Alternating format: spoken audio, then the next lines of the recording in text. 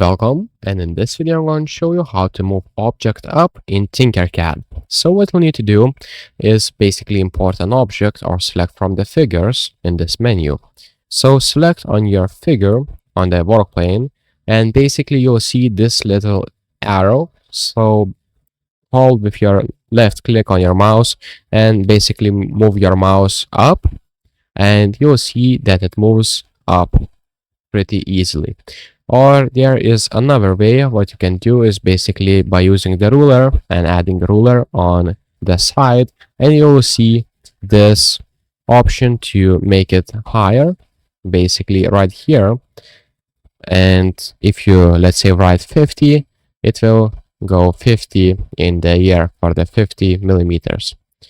So as you can see, now it's in a year. So if this video was helpful, please make sure to subscribe to Guide to Everything, comment down below for the algorithm, and see you in the next one. Peace.